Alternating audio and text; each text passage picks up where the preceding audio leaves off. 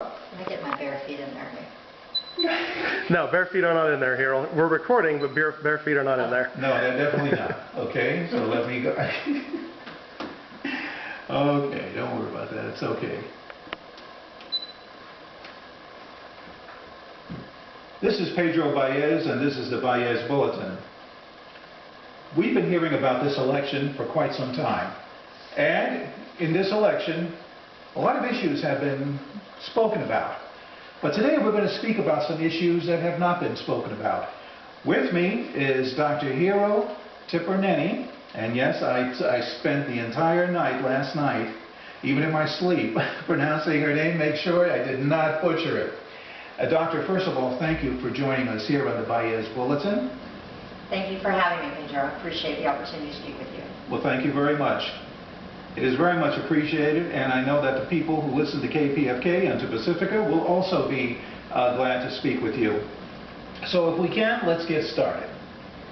Opponents and proponents of the Affordable Care Act, also known as Obamacare, agree that there are problems with this program. Why hasn't Congress adopted the single-payer approach as California has done? It will simplify and lessen costs for the consumer. Why is there opposition to this?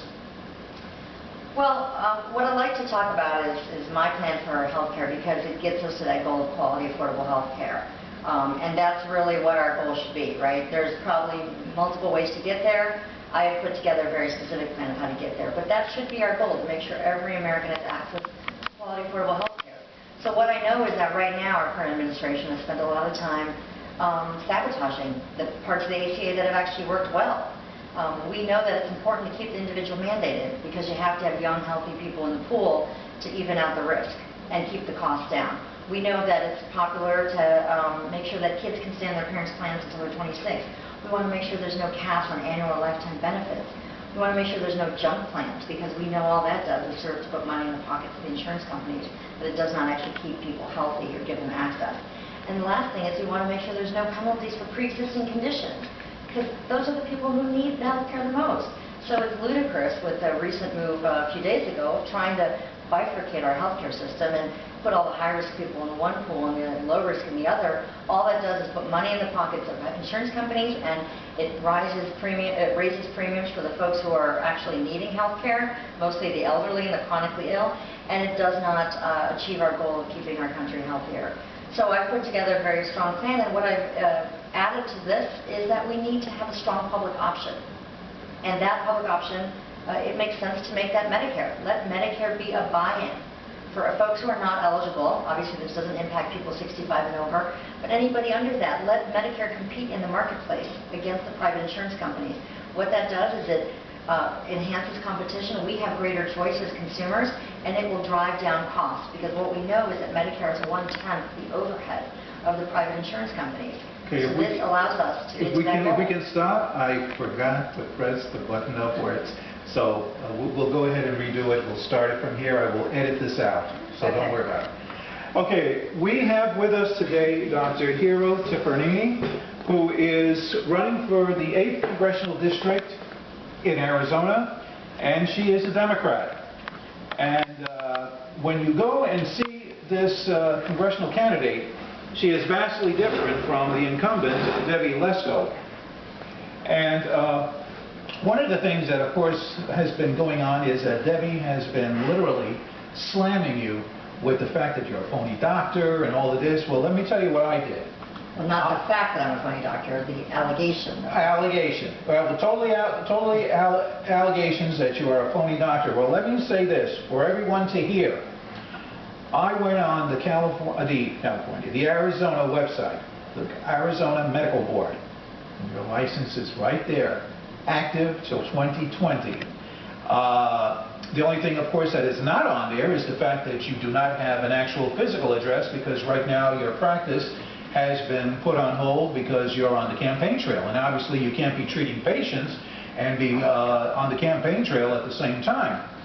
So, Doctor, what I want to say is this. Let's begin by talking about the Affordable Care Act. Why is it that we have not seen the single-payer approach put to this program as California has done. It will simplify and lessen costs for the consumer. I also understand that you have a plan specifically to address the care needs of the entire nation. Can you tell us what they are? Yes, I would love to. So I absolutely agree with you. Look, we have to make sure quality, affordable health care is available for every single American. That is a goal, and I do believe health care is a right, and we can get to that goal. So I focus on kind of the twin pillars of our health care system, meaning who gets covered, how do we pay for it? So as far as who gets covered, I believe in universal coverage. That means everybody gets covered. Everybody has quality, affordable health care. The question is, how do we pay for it? So some people have put forth a single-payer system. What I have put forth is a little different. First of all, what we need to do is stop sabotaging the parts of the ACA that work well, that we know have helped us bring health care to 20 million Americans, which is a huge deal. So we have to make sure we keep the individual mandate, which they removed in the corporate tax cut that they passed back in December. That should be reinstated because we need young, healthy folks in the risk pool. That's the only thing that keeps the risk pool at a level playing field so that the costs are not sky high for those folks who are older or needing more resources. We have to make sure kids can stay on their parents' plans until they're 26. Make sure there's no penalties for pre-existing conditions. You'd be hard-pressed to find a family that's not impacted by pre-existing conditions. Make sure that there are no caps on annual lifetime care benefits. And then also make sure there's no short-term junk plans, which is what the current administration has just proposed a few days ago. That only serves to put money in the pockets of the insurance companies, and it does not actually offer true insurance for people. So then the next step is to let folks buy into Medicare, turn Medicare into that strong public option that we never had.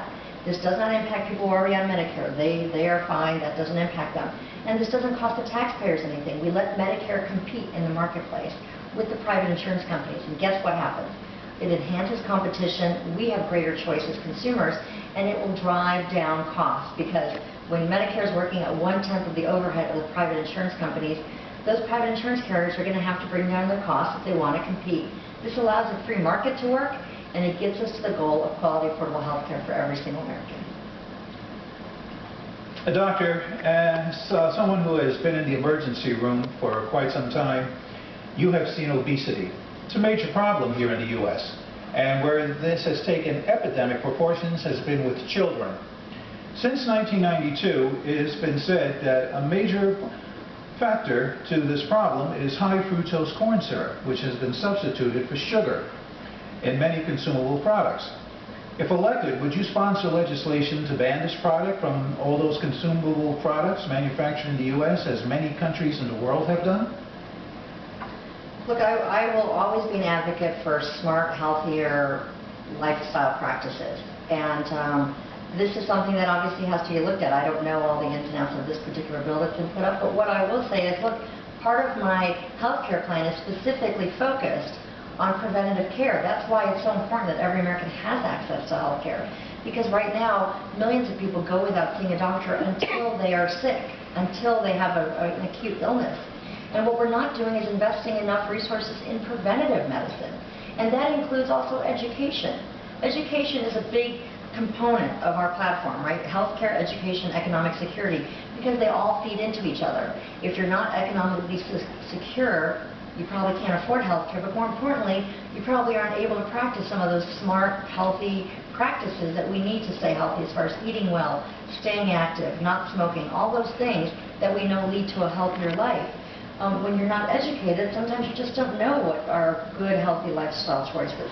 So we have to make sure that in our piece of legislation of healthcare, we integrate healthy lifestyle choices, which is based in education and some degree of economic security. So we have to make sure we advocate for those practices across the board. Why is it that your opponent and Republicans in general are linking Social Security and Medicare as contributing factors to the deficit, when it has been proven time and time again the deficit has nothing to do with it? What specifically would you do to strengthen Social Security and Medicare so that they can remain solvent for generations to come? This is a great question and so relevant to my district, where a large proportion of the electorate and of the families across the communities are on Social Security or Medicare. And you're talking to one of them right now. and specifically, I mean, look, 3 million Arizonans rely on Medicare, Social Security, and to some degree Medicaid as well. So this is very important. It's a shame that they have essentially caused this huge deficit by recklessly passing that huge corporate tax cut back in December that gave the biggest transfer of wealth essentially to our largest corporations and to the most uber wealthy among us. There was no emphasis on protecting seniors or those approaching retirement or small businesses or working class families. That is reckless and it's not fiscally responsible at all. And I believe, honestly, they've done this as an excuse to now hit things like Social Security and Medicare, which it seems like has always been their goal. We've heard Speaker Ryan speaking about this for a long time. We've heard Leader McConnell speaking about it. And these cuts are truly teed up now because of this deficit they created. And it is incredibly irresponsible. But you're right. This is earned benefit money. This is not money that it can be considered part of the deficit. I believe it was President Reagan that actually outlined that obvious fact to people. Absolutely. It does not contribute to the deficit because this is money that we have put in through earned benefits of decades of hard work. And I put it on my Facebook page for the whole world to see. Yeah, so we need, I am committed to protecting those entities. They're not, like you said, not just for us now, but for generations to come. I also had the opportunity to have on the Hutchinson Report when we were doing a local show on KTYM a couple of years ago, the grandson of the person who brought us Social Security, James Roosevelt, who was working with Social Security. And he mentioned the same thing. I don't know, somehow or another, somehow that message gets kind of lost in the sauce. Why? I don't know. Well, let's talk a little bit about the environment. We're all concerned about it. And global warming is indeed a danger that we are facing, although some say, oh, that's made up. Some of us who are very concerned about the environment are saying that we might be heading to a Soylent Green effect that will affect us all. What do you propose the U.S. should do to combat and prevent this from occurring? Well, I agree with you. This is an issue that is critical and necessitates urgent action. We had a recent study that came out, right, that just proved that point, that the science is not only real and valid, but it shows that we are literally getting behind the 8 ball on this. And look, I am a scientist, but you don't have to be a scientist to understand that climate change is real and that humans are the primary contributor to this. So there are a lot of things we can do, and certainly Arizona should be leading the charge in this. I mean, we have over 300 days of sunshine in this state, and we should be leading the charge in clean energy, renewable energy initiatives that are not only good for our environment, but they're good for our economy because they create thousands of jobs. This is something important, but we have to make sure is that we are training and educating our youth as well to take the jobs of the future because this is what's happening. We are becoming less and less dependent on fossil fuels, and that is the right thing to do. And we need to prepare for the future and make sure our youth are trained for these jobs and then really make sure that we are focusing things like a tax credit on those solar companies and the companies who are looking to make real progress on this initiative. And furthermore, look, we have an obligation to protect our environment and our planet, not just for us and our kids and our grandkids, but for generations to come. That's part of our natural beauty of this beautiful Southwest. And we are doing ourselves a great disservice if we put on our blinders and pretend that what is happening is not happening. And you can see extremes of weather all across this planet. This is not isolated to one area. And the other aspect of climate change that a lot of folks seem to ignore is that it's a national security issue as well. Because we know in parts of the world where there are extremes of weather and it worsens economic situations, it worsens food crises and so forth, that ends up destabilizing those areas, and we know that that really is setting up for other extremist groups to take place because you're destabilizing the government, you're causing economic distress, and that is a concern that we should keep in mind as well. So we would be smart to lead the charge in that, and I think that's why it's so unfortunate that we stepped out of the Paris Climate Accord, because now we've lost a seat at the table. We are not now part of that global conversation, and I think that does a great disservice as well. I became familiar with weather around the world back in 1965. I was going to San Antonio, Texas, and when I got on the plane, there was a returning Air Force serviceman coming from Germany. And when the captain said, well, hello, welcome aboard to, flight number blah, blah, blah, He said, we're heading to San Antonio where the temperature right now is 96 degrees and it is clear. The serviceman just went ahead, clapped his hands and said, "Oh boy, am I glad for that." And I said, "That sounds like it's a little hot." He said, "Well, let me tell you something. I just left Germany. It was 38 degrees. Today, in the month of July, Germany is no longer 38 degrees, nor is France. They have had heat spells like we've had here for years, but now it's gone to Europe." And it's also surprising, Dr. Hutchinson, who has a show on KPFK, comes from Chicago. He said, "You know, when I was in Chicago back in February, it wasn't like it used to be. It was warm." So it's amazing what has happened with what global warming is doing. Right. Well, Absolutely. let's go now to jobs. We hear that all the time by this president. "Oh, I want to protect workers and jobs." And they like to boast that they do that. However, we have seen jobs disappear overseas, as well as labor unions weaken with recent Supreme Court decisions. As a member of Congress and a Democrat, would you support legislation to pass the Employee Free Choice Act? Look, I think it is incredibly critical that we do all we can to support our labor, our unions. The folks, they make up the working class, our middle class families. They are literally the backbone of our country. And we should do everything we can to strengthen them, build them up, and protect them from these attacks. And I know you're referencing the Janus decision from the Supreme Court recently. And look, we have to, that was actually quite actually the wrong thing to do because it weakens the impact of unions. We should make sure that those powers of collective bargaining and making sure that we have safe workplace conditions, all of those things are protected. And the unions that is our middle class, and we need to do everything we can to strengthen them, build them up, and protect them. And as far as the economy and jobs go, look, we know that we've been on a positive trajectory prior to this current administration taking office. I mean, we know that President Obama certainly brought the economy out of its downward spiral and free fall and stabilized it somewhat, but we still have a long way to go. We know that. And let's remember, when we talk about the unemployment rate, we don't always outline what that means as far as what kind of jobs people are getting and what are the wages they're receiving. There are people who are working 2 or 3 minimum wage jobs to just keep a roof over their head. We have to make sure the jobs are paying wages that allow a family not just to survive, but to thrive. And we can do that. We know that wages have been stagnant for 4 decades. So that's where we should be focusing our efforts, and that's why this corporate tax cut that they passed in December was so irresponsible, because we have not seen the benefits of that trickle-down. The idea of trickle-down economics is just not legitimate. We've seen that money has gone back to buying back stocks of those companies and to the shareholders and inflating their portfolio values. It has not gone down to increasing wages. There are pockets of success here or there, but it's not across the board. So we need to make sure we are raising wages, we are making sure that we're building up our middle class, protecting our unions, and really fighting hard for our working families. How would you combat offshore jobs and businesses that are benefiting with tax breaks?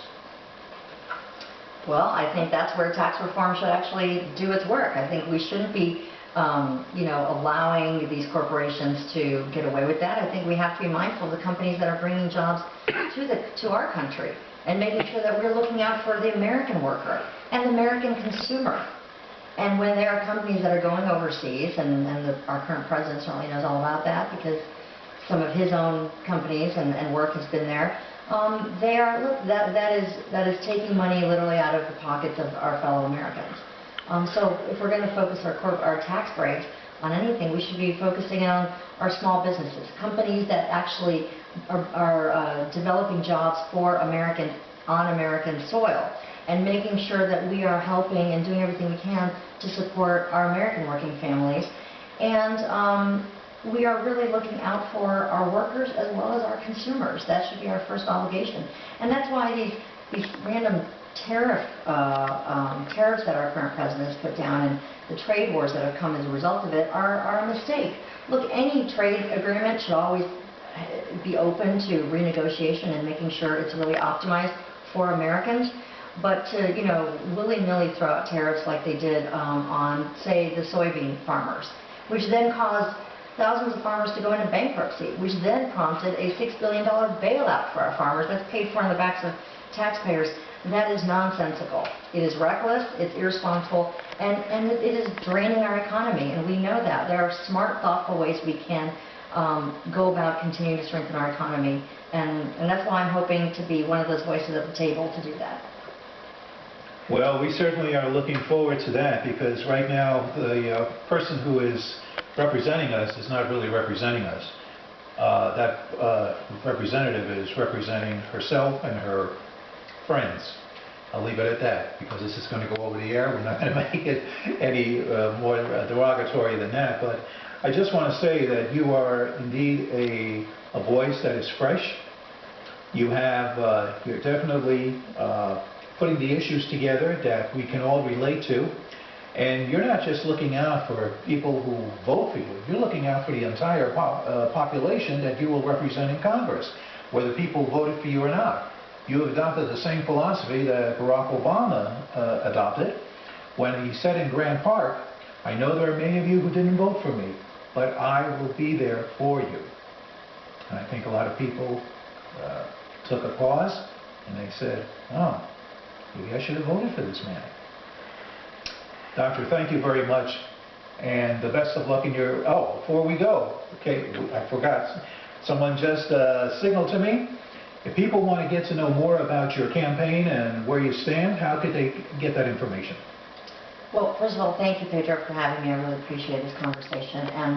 And you're right, I'm working hard to be able to represent my whole district, not just any one political affiliation. And we showed that in our special election in April, that we've been able to reach out and resonate with Democrats, Republicans, and independents alike. And that's what we continue to do. We focus on the issues, not on the party ideology. I want to just mention real quick what you mentioned about special interests. I don't take any corporate PAC money. Our fundraising has been grassroots support, so we're very grateful for you mentioning that as well, because we want to work for the voters, not for special interests. You can go to my website. It's www.hiralforcongress.com. That's HIRALFOR, Congress.com.